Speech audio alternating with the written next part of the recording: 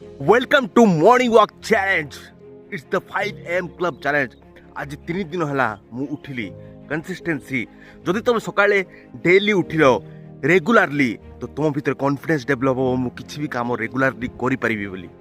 तो आज to commitment करंतु मु सकाळे जेमिति उठिबी सकाळे जेमिति उठिबी 7 दिन जाए उठिबी 7 दिन तापर करवा 15 डेज चैलेंज तापर करवा 30 डेज तापर 365 डेज।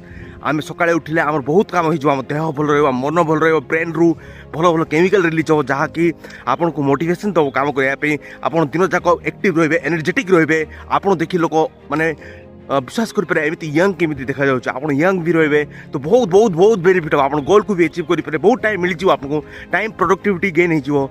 तो सकाळे उठा सब्सक्राइब करूँ आ कमेंट करूँ मु भी उठी पारि कमेंट लिखु 5 AM club challenge for 7 days लिखु देखु आपण भी मोबाइल उठिपारे मो 3 दिन है 4 दिन काली भी वीडियो पोस्ट करी आपन को इंस्पायर करी।